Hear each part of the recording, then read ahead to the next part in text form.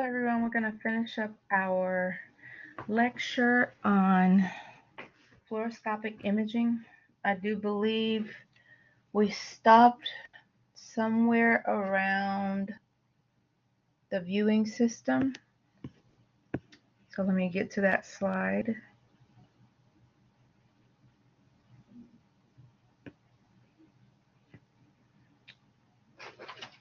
All right, I think we already went over this, but I'll just briefly go over it again. So when we're talking about our viewing and recording systems, we're talking about viewing that patient's exam on a closed circuit system. And with the closed circuit system, we have these two fundamental components. We have the camera, and of course we have the TV monitor. When we talk about the camera, we're talking about light sensitive cameras that are optically coupled or connected to are analog type systems. All right, when we talk about analog, we could be talking about your Vidacon type camera tube, or we can be talking about your Publicon or Plumblicon. And let me just spell it out again for you.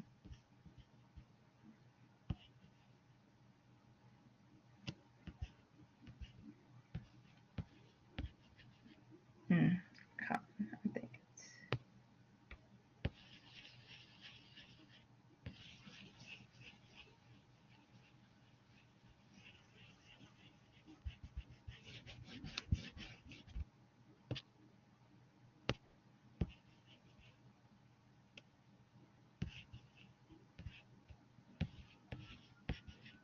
I don't think our book talks about the Plubicon. We more so talk about the Vitacon, but you can have either of those.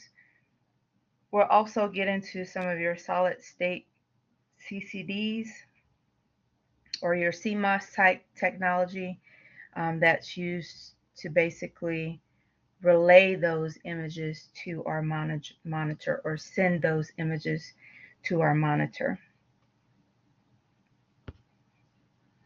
All right, with our viewing systems, our image is going to be transferred or projected onto basically what we consider an input screen of that camera tube by a lens, similar to a camera lens like we take pictures with other types of technology. That camera is then going to take those images or light images and convert them into what we consider an electrical signal. All right, and it does that via the optical coupling. All right, basically a connection between optical coupling. If we're talking about coupling, it's a connection between two or more devices. All right, so I want to just, in I guess more simple terms, try to define what a camera tube is. If I was trying to explain this to, let's say, a high school or middle school group, our camera tube, we could consider it to be like a magic, I'll say a magic tunnel. So if you can imagine some of the older TVs, we'll think of it as a big tunnel where light is funneled through one end and comes out the other end. All right, when it comes out the other end, that light is going to be turned into those pictures that we see on the monitor for our patients. All right, and if you can see in the picture right here, basically we have light going into or projected onto our screen. All right, and then at the other end of the tunnel here, we're going to actually see what we're looking at or viewing from the patient's perspective or on the inside of the patient's body.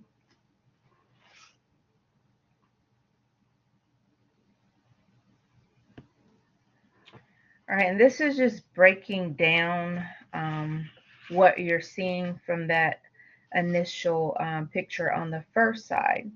All right, so basically we what we consider an anode.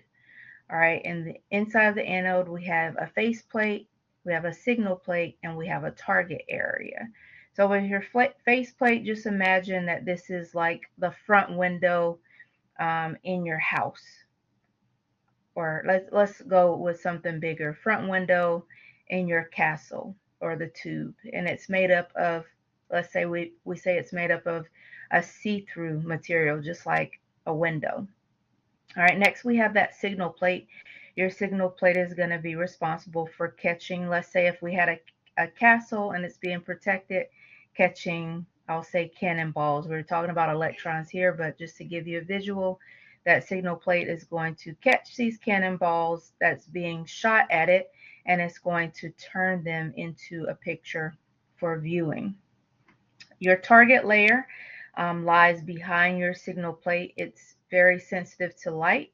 All right, so for the Vitacon, it's made up of antimony and trisulfide.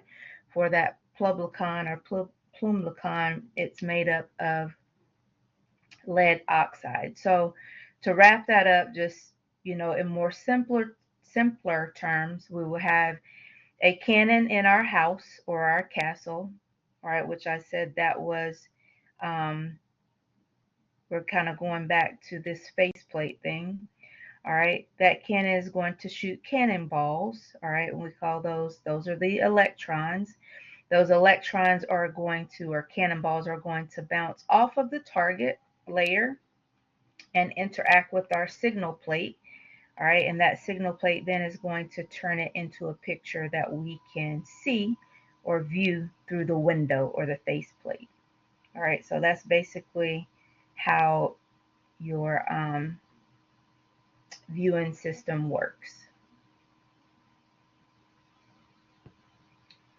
All right, so how does the tube work? All right, and I'm gonna again try to make this a little bit, give it to you in more simpler terms.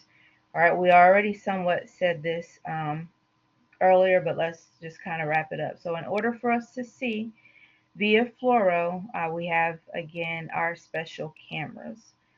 All right, we have an electron beam activation. When I say electron beam activation, we basically have a flashlight inside of the camera, all right, inside of our camera tube that's going to send electrons that are going to sweep across our screen. All right, if you remember back from the video that we watched last week, it's going to sweep across in, of course, what we call a raster pattern. All right, the light from your image intensifier is going to travel to your camera, all right, and that camera is going to be responsible for making the picture. All right, an image or the image that is created is going to be representative of how much light your image intensifier receives. All right, then as far as displaying the image, all right, it's going to take all of that light and then send it to our TV monitor for viewing. All right, and again, it's going to be representative of the patient's anatomy that we're seeing.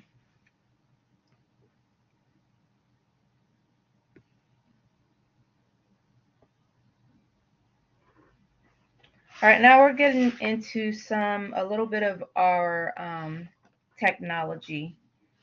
This is some of our coupling type devices or things that are going to be responsible for assisting with giving us the light that we need for that patient's exam, because we're still talking about that image intensifier that's inside of that fluoro unit.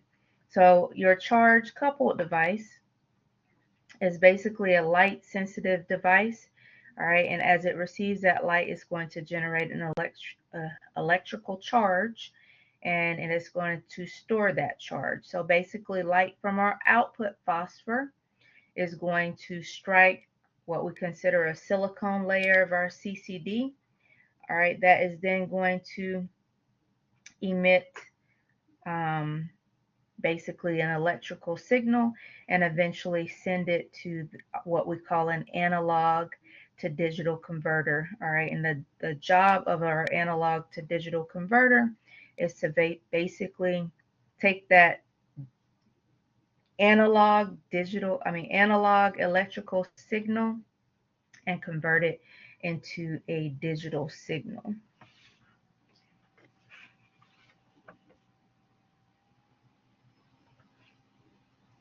All right, so again, if I was trying to explain this to like some younger kids, I could pretty much say like your CCD is similar to a magic camera that's going to turn that light that it's receiving into energy.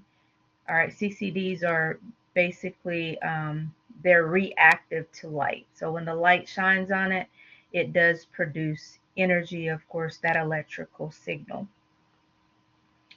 All right, when I say light sensitive, basically it's going to capture or detect that light and turn it into the energy that we need. All right, it also says right here that it stores the energy. So basically, when that light strikes your CCD, it is going to capture that energy and store it. So think about, let me see how I can say, think about if, let's say we had a conveyor belt, and on the conveyor belt we had buckets. All right, those buckets are going to capture and store all of the light that it's receiving. All right, and those buckets, we will call those buckets capacitors.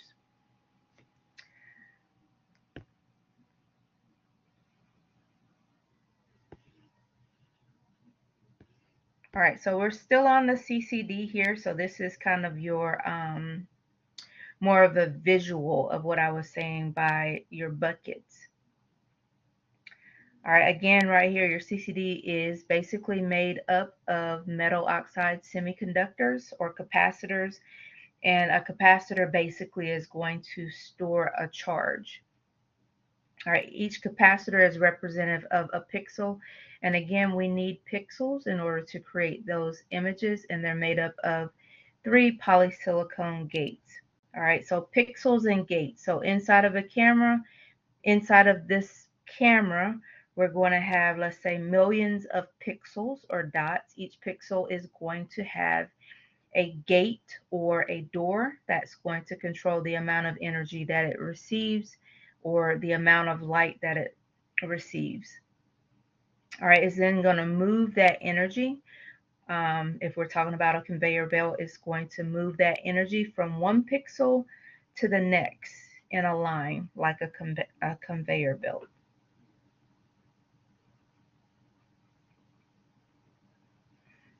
All right, and then eventually the capacitors, the charge is going that it is storing is going to be sent via or as an electronic signal to your television monitor so that the radiologist, yourself, if you're the tech assisting, and the patient can see their images on the monitors in the room, the fluoro monitors.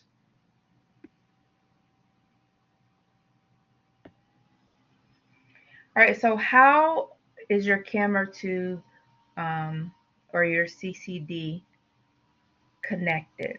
All right, it's connected via, um, it can be connected 2 ways. It can be connected via a fiber optic bundle, and I think we did talk about this in class if I can remember correctly, when we talked about fiber optic. Amaya brung up your fiber optic lamps, or it can be connected via an optical lens system.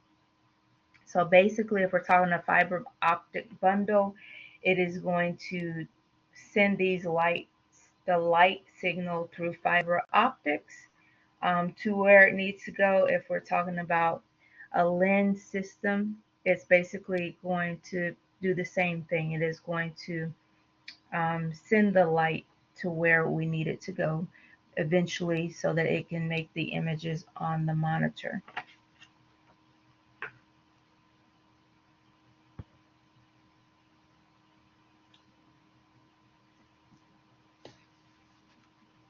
All right, here we're looking more so at one of our CRT type monitors. So this is basically an older technology, but it's a television monitor, and it is going to convert the electronic signal that it receives via that ADC into that visible image for the patient. All right. It goes on to talk about line pairs per millimeter. And if you remember back to maybe physics 1 or physics 2, that's kind of a way that we see detail. We see it in line pairs per millimeter.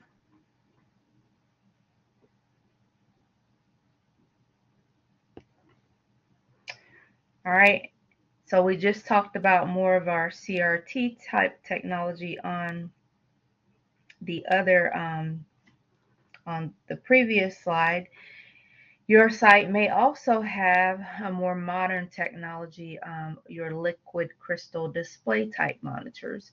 And per our book, it tells us that it has superior resolution and brightness. So we're able to see more detail, and our images are brighter if we're using the LCD type monitors versus the CRT type monitors. Then it's showing you here just the breakdown of how that LCD monitor is composed. So basically, the heart of the LCD monitor is made up of a liquid crystal layer, and it is sandwiched between, or situated in between, what they consider polarizing layers. So basically, when it receives that electric current or that electric signal, the liquid crystals will organize itself in a way to whether it's in a way to in which it is either blocking out light or allowing the light to pass through in order to create our images. All right, another type monitor that your facility may have. So we talked about CRT, LCD, and this is the final type monitor that you might see. We can have plasma monitors, and with your plasma monitors, they contain a layer of gas-filled pixels. Again, pixels, we're talking about things that we need in order to create the detail in our images.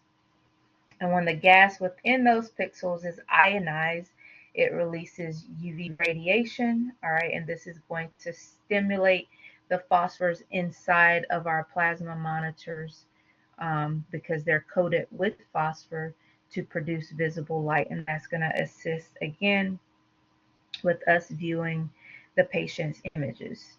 So basically, so far we've talked about conventional fluoro, I'll say, versus digital fluoro. All right, with our conventional fluoro, let's say we're going way back in the day. With all of them, we have that image intensifier. And again, the image intensifier's job is to convert the X-rays that it receives into visible light. All right, then we talked about our TV camera. All right, the job of the TV camera is going to be to convert that light that it receives into a video signal, and then that video signal that it receives is going to be converted into a visible image on the TV monitor for viewing. And again, we talked about 3 types of monitors that your facility might have. All right, in terms of the types of fluoro units that you might see, this is going back to day 1 of this chapter. We can have our rad fluoro rooms, and they can be made in 2 configurations. Typically, we're going to see that rad fluoro room configured with the tube under the table. And basically, I guess, why we like this type versus the over the table type configuration is because the base of our table is lead lined. So therefore, only the scatter that we're receiving from the patient, I'll say, in the scatter that we receive from the patient is not as great in areas that aren't protected. So If it's under the table, the scatter that we're receiving is primarily situated, I'll say mid-body, which we have covered with lead. And then also, if you remember how the table is set up, we also should have or have available those lead, that lead sheet or lead skirt, those strips of lead that are protecting the radiologist from that patient radiation. All right. With the over the table type configuration, we have more scatter in our unprotected areas, like in our orbital area, and of course our extremities. Not really concerned about the extremities, but they do receive a dose. But when we talk about orbits or lenses, the lenses of our eyes are going to be receiving more radiation because we're not, I'll say, give me one second, my computer. We're not as privy as those that work in interventional radiology to receive those lead line glasses. So our lenses are typically not protected. Also, our thyroid is in that area, but hopefully we have gathered a thyroid shield along with our other shielding. All right, another thing that we discussed was the MA that's going to be used with your fluoro system. So very low MA, depending on the books that you're reading. Typically, that's going to be about 1 to 5 MA. And we think we stated last week why so low. And the reason why it's so low is because these fluoro exams, instead of being milliseconds like a regular x-ray that you're doing in the room, they're going to be seconds or minutes in length. All right, and I think we talked about your 5-minute alarm or your 5-minute warning. Once we have been in a fluoro room or a patient has received 5 minutes of fluoro, you will have to reset that that alarm. I mean that timer. All right. So again, if we're talking about fluoro, we're already getting more exposure. So if your patients are larger, of course, you might need to use a little bit higher mass, which will result in more exposure. Now, another thing that we talked about with these systems, they have that ABC, automatic brightness control. That is your, I'll say, your cheat. It's going to assist you with increasing and decreasing the technique for this patient. So you don't have to think about what technique I'm going to use when I go from a thinner part of the body, say your patient's neck area down to the abdomen. The machine is going to do all of that for you. And again, when you're in the room, once you start doing these fluoro images, you might see a little bit of lag. And I say lag is your image as you're moving from one place to another. It'll dim a little bit and then it'll quickly fix itself or brighten back up so that you can see it.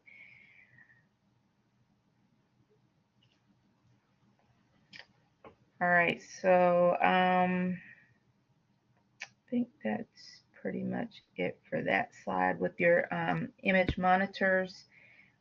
Your digital versus your LCDs. Again, remember we're talking about pixels or picture elements. Basically, those are single areas or single, like a checkerboard, single individual points in your digital image. So with your liquid crystal displays or your LCD monitors, um, if if we read back into it, they don't require a tube of gas or that electron gun, which allows for these to be made a lot thinner than our older CRT type monitors. Your LCDs, they use again very thin layers of liquid crystals that are going to light up when electricity passes through those crystals. Um, and as it does that, that digital TV signal is going to be received. The monitor is going to shoot the image at those liquid crystals in basically a picture format in order to display that on our monitor for us to view.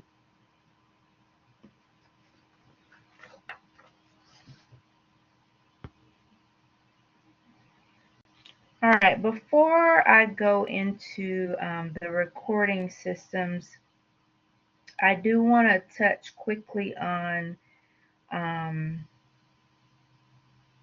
basically your digital fluoro versus your image intensifiers. So basically, the difference between our conventional fluoro and our digital fluoros, basically the nature of how that image is formed and the manner in which it's going to be digitized. So again, we talked about your CCDs.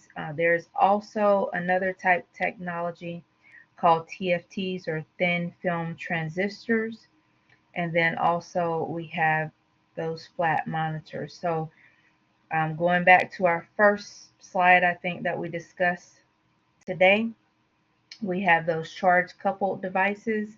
They're going to take that light from our output phosphor and they're going to convert it into that electrical signal that we need. That electrical signal is going to be captured either by, your CCDs or your TFTs, basically the capacitors, and they're going to send that charge to our TV monitor. All right, so that's just a wrap up of what we discussed earlier. So now we're going to go into our recording type systems. So I'll say back in the day, we had something called cine type technology. So some of the ways that we can record these is spot filming.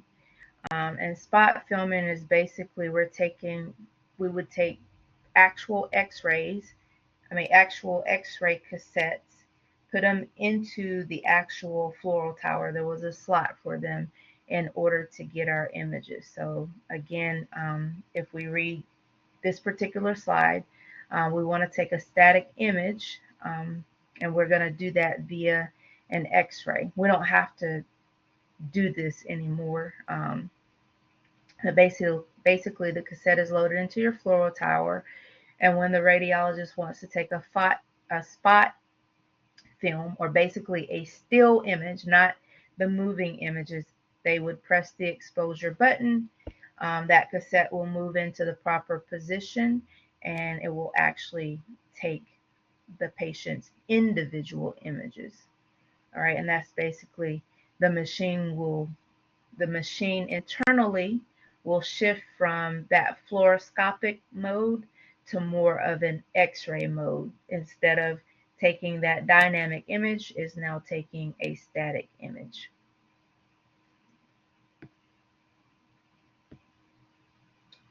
All right, this one just talks about photo spot cameras. So with your spot cameras, they're basically taking that visible light from that output phosphor and they are exposing an individual film photographically. So we're not making the dynamic imaging. All right, the system allows for very fast imaging. So basically, we're taking um, 12 frames or 12 pictures per second. All right, and it could take more than that. It could take 15. It could even take more than that. Depends on how the radiologist has it set up. All right, and because of this photographing or photo imaging, if we're taking the individual pictures with the spot cameras, it's basically not as much dose as your regular fluoro images. Again, departments now have transitioned fully away from this, so that this photo spot imaging or this um, camera spot imaging, the radiologist can still do that on his x-ray, with this fluoro tower, but now he's taking that spot image and it's just being saved. It's not, I'm not having to put a cassette in to take my images.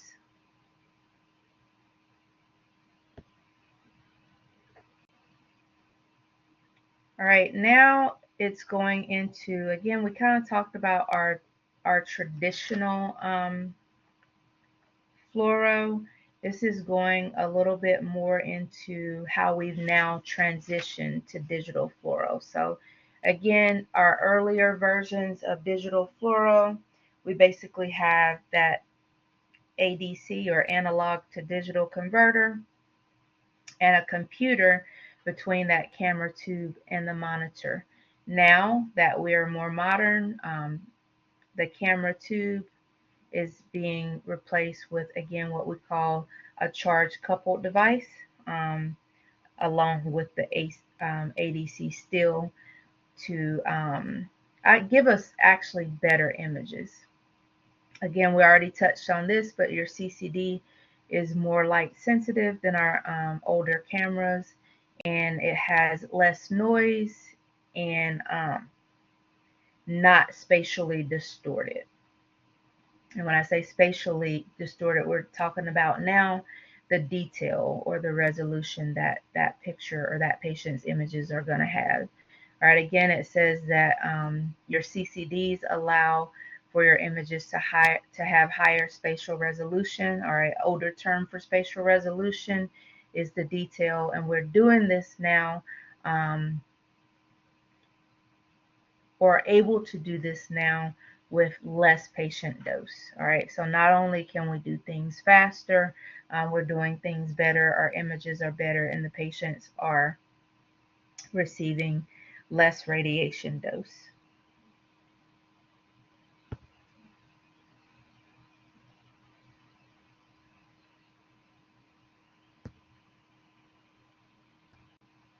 Our flat panel detector. So I think you saw in the Simtex video, it started talking about your flat panel detectors. So now instead of having that image intensifier, some of those are being replaced with flat panel detectors, especially on our, I'll say our, it's in the rad fluoro rooms as well, but it's also happening on our C arms. So your flat panel detector, they're made up of amorphous selenium, and that is its direct capture detector. Right, amorphous selenium is basically sensitive to light as well. All right, your flat panel detectors are much lighter and more compact than our image intensifiers were. And again, they're able to produce a digital signal directly to that TV monitor versus us needing that ADC to convert that signal for us.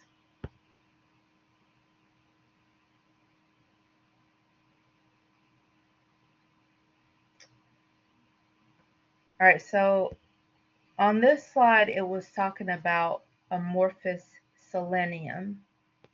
All right, so ASE, you might see it in some books. So basically, it's a light sensitive element.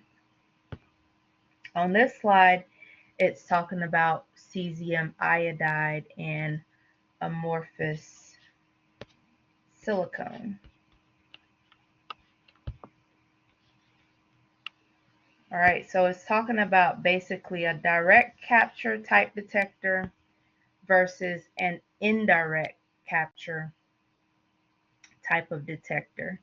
And I'm going to read this first and then try to explain it. So it says, although the cesium iodide amorphous silicone indirect capture detector is essentially the same as that for DR for the use with dynamic digital detectors and digital fluoro, there's a few differences.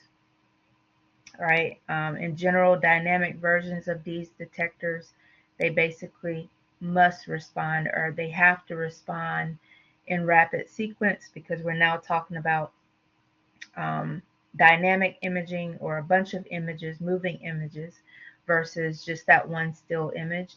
And then also, when I was telling you earlier, the previous slide stated that some of our machines, when we're talking about the spot image, is able to take up to 12 frames per second. With our digital technology, it's able or capable to take up to 60 frames per second. So basically 60 individual images per second, right? And again, if we're taking 60 versus 12, we're doing more um, with the technology, and I'll say there's going to be less patient dose, because we're still doing this all in 1 second. So it's just basically telling you the difference between um, I'll say how the detectors can be composed. So it can be composed of amorphous selenium, which takes that electric signal and changes it directly into that image on the monitor, or it can be composed of amorphous silicon, which is more of a I'll say 2 or 3 steps. It's going to take that light, convert it to energy, and then that energy is going to be sent, and then it's going to make the picture that we see on the monitor. So um, it has an additional, I'll say an additional step in order to create the image, versus um, capture. Like even when you see it, I'll say go back to if you've worked with DR versus CR. So amorphous silicone is more on our CR type side. I don't just immediately have my image. I have to get the image, then I have to take it to a processor. The processor is going to pull the image, pull the information, send the signal, and then I get it. With our digital type, more digital, they're both digital, but with our direct type captures, it's going to take the x-rays that it received, change it directly to that electrical signal, and I'm going to get it. So I'm going to get that image on the monitor. So it's 1 or 2 less steps in getting your actual image. All right, again, we already talked about the 3 types of images, and this is not images, monitors. And this one, um, actually, this is not about the monitor. This is about us changing from your image intensifier to the flat panel detector type system. All right, it says that these systems have very low noise. All right, so again, low noise, we're going to have a better signal, and we're going to have a better image with these.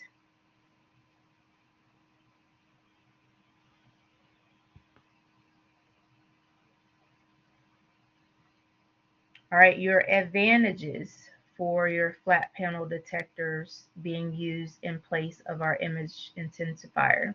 So it reduces the tower size or the bulk and weight. So our machines are now not as large and bulky. All right, it has replaced the need for that spot filming in other devices. So we don't have to have that image receptor go into the fluoro tower to take the image. We now have these flat panel detectors that are able to take those images. They don't degrade with age, and they're more durable. Um, when you say more durable, they're able to withstand, I'll guess, more work. And when you say degrade with age, if you remember, um, maybe back to my first lecture, it says as your image intensifier ages, you're going to need more technique in order to produce the images with the same quality. And with the more technique, we're talking more patient dose.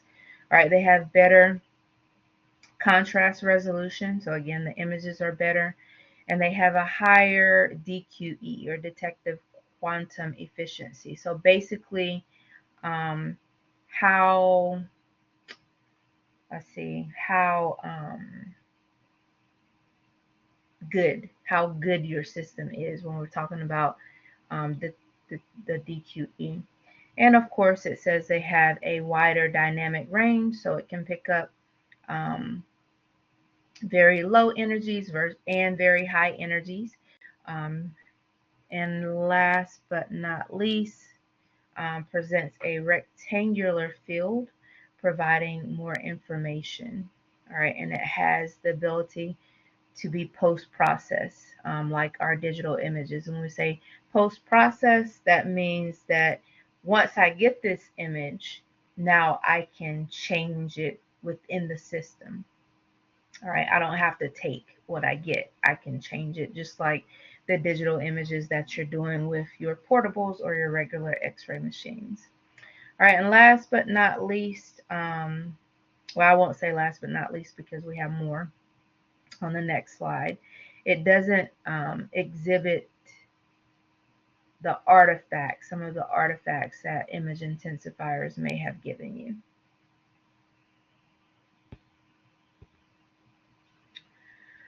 All right, the next thing that it likes about your flat panel detectors is that it assists in reducing the patient's radiation dose by as much as 50% for their exams.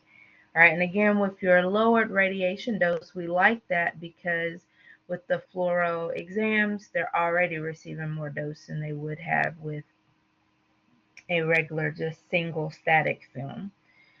All right, with our fluoro units, it does some of the things that we do for those procedures. We have to annotate the patient, how much dose the patient received. All right, and that comes in the form of the DAP. So DAP is a dose area product meter, and it is on all of our fluoro machines that we have here in the US. All right, it also allows for what we call post fluoroscopy and an automated dose rate control. All right, so it basically moderates or controls all of the factors such as your KVP and MAS in order to assist in reducing that patient's dose. And when we talk about that post fluoro, we're going back to those 15 frames per second, or up to 60 frames per second. All right, and then it also allows for intermittent fluoro by the operator, and that's again going to reduce the dose. When we say intermittent fluoro, you can basically turn your fluoro on and off. It doesn't have to be um, a steady dose to the patient. All right, some of your fluoroscopic controls and settings that you're going to see on your fluoro tower. And again, this is what the radiologist is basically controlling all of this. All right, some of the controls that assist in adjusting how much radiation the patient is receiving, and also assist in improving the image quality is basically you can select the KVP the same as you would for your general our regular diagnostic x-rays. You can also select the mass. However, again, I did tell you that the ABC for the system is going to assist with that. So most of our fluoro units today, again, are going to allow you to select not only the technique, but also the dose rate that the patient is receiving. But just keep in mind that as the body part thickness increases, the patient's dose is going to increase. All right, just like our regular x-ray units, we are able to collimate with our fluoro tower as well. And collimation, if you can go back to I think it was the Simtix video, we're able to reduce the size of the beam. For instance, if I am assisting with an esophagram, the radiologist is able to cone down to just the esophagus and view the patient. Um, I'll say drinking the barium just in the esophagus. We don't have to open up to the whole entire body. He can just zone in or collimate down to just the esophagus area as it travels down to the stomach.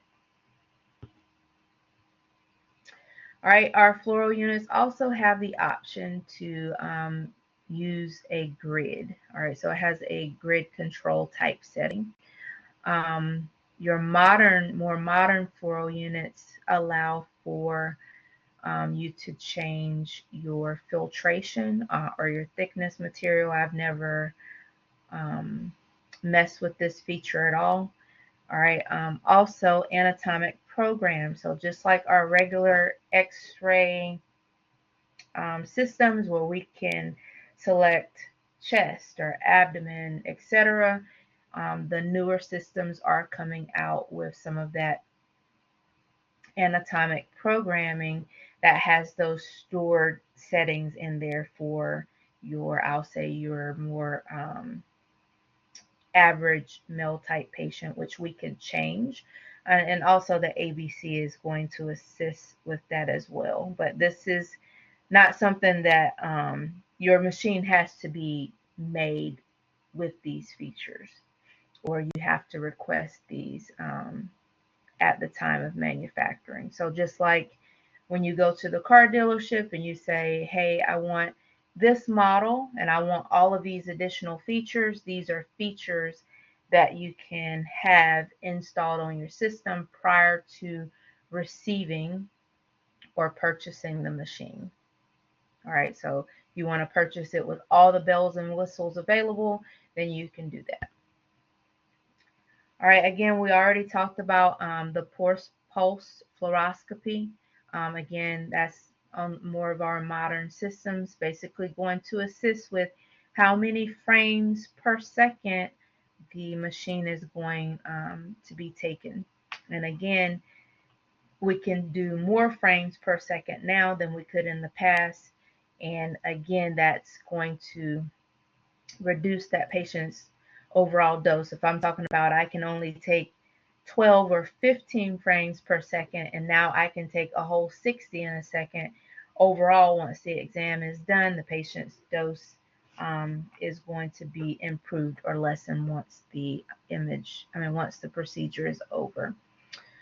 All right, it also allows us, will also assist with geometric and electronic magnification. So with geometric magnification, again, that patient is going to be placed closer to the X-ray tube. With our electric magnification, we're going to have basically, it allows for us to have a smaller field of view, almost as if we are collimating down. But what it is we're only honing in on a certain area on the patient. And I do believe that I kind of drew that on the board last week when we were talking about that magnification gain and magnification, etc. But I will send you my individual personal notes as well for this, or for digital fluoro. All right, the last thing I do believe that we're going to talk about when it comes to fluoro is quality control. Quality control is important not only in X-ray itself, but also when we're talking about digital. All right, it's important and it's mandatory. Most or all X-ray departments are going to or should have a quality control program. All right, and again, this is something that is going to assist us in ensuring that our equipment is running, I'll say, efficiently, and that we are able to minimize the patient's dose. So I don't know if you guys have been in, I'll say, facilities yet and had the, I'll guess, ability to see your more modern hospitals And then let's say some of your more outpatient or individual doctor's offices where the equipment is not as modern. Obviously, with our more modern equipment, already patient dose is going to be minimized because the machine is more efficient. So, kind of going back to your single phase unit versus your three phase or high frequency unit. All right, so with our fluoro equipment, it is used extensively, not only in the hospital, but also you're going to see a lot more outpatient exams. And fluoro contributes to, um, I guess, significantly more radiation dose than they would normally receive. So if they're getting a fluoro exam, they're going to be getting a lot more dose than they would if they were coming in just for a regular X-ray. And again, that's because we're talking about dynamic imaging where the beam is constantly on for seconds to minutes, hopefully not hours, versus the milliseconds that they would receive just getting a regular static or diagnostic image. All right, so again, with your quality control, every department should have a quality control team. Usually the team, I'll say your first line of defense is yourself or the radiographer. You'll also have a radiologist, and then we'll have a med physicist or a health physicist that comes in periodically, and you'll see more of this information when you get to your rad bio class and you talk more about quality control. There are prescribed times when this health physicist or medical physicist will come in and test your equipment to ensure that it is running as it should. All right, again, you are the first line of defense. You're responsible for making sure not only that the equipment is operational, but also that it's doing what it should do. So let's say every day you come in, and I'm not going to go to fluoro, I'm just going to say a regular x-ray exam. You've been using this same room for years. All of a sudden, one day you come in and all of your images look crappy. All right, so critical thinking, you have to think, okay, what's going on?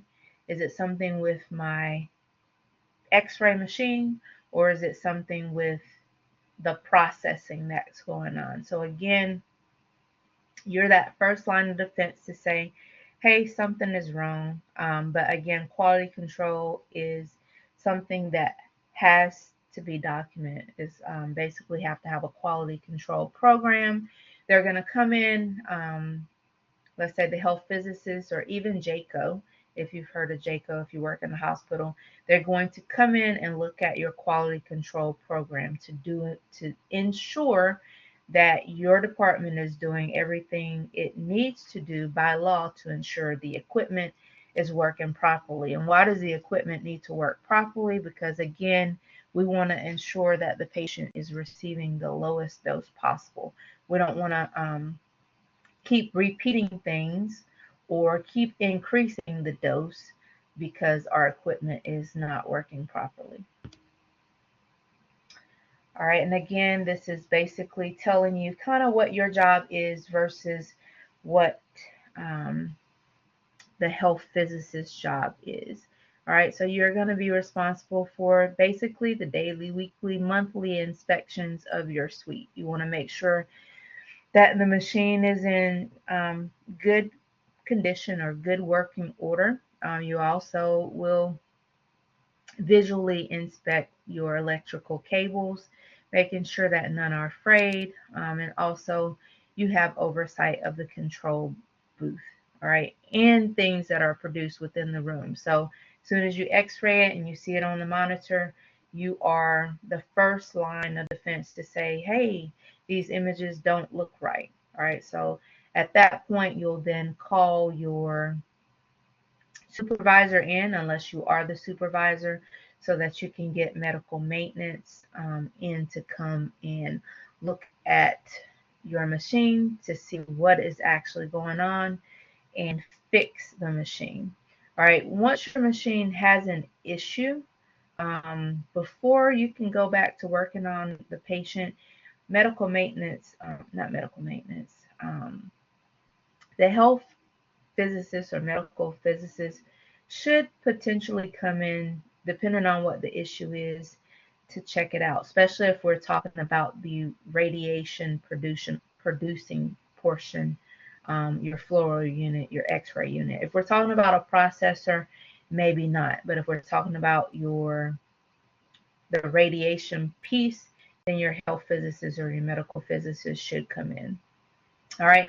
Your quality control team should again also have a trained and licensed medical physicist or health physicist. Um, some of these are employed by the institution or by the hospital. Some of these are contracted in, but you have to have one.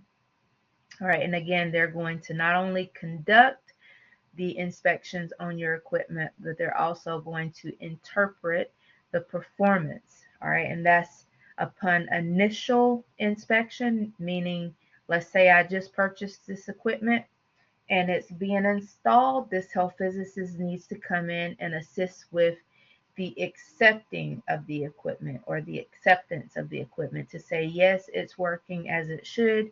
You can accept this equipment, meaning we can go ahead and close out the contract and pay for it, right? Then they're going to, again, continue to monitor it.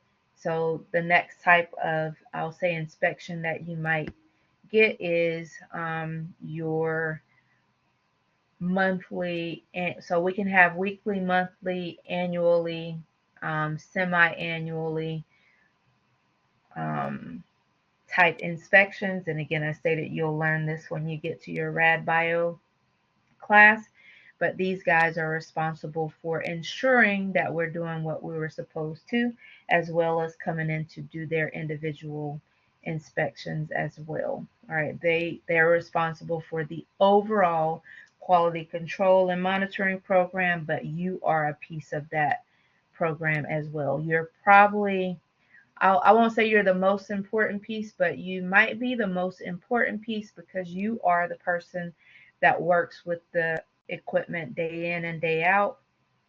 So you will be the first person to see if your equipment is not working properly. All right, and I think that is the last slide. As I stated, I will send you my individual notes on some of the things to point out, some things that I feel are important for you to know about digital fluoro, some things that I feel are important for you to know about the CCDs, the automatic brightness control. Um, let's see, your flat panel displays versus your CRT or cathode ray tube type monitors. Just my personal notes that I use to study.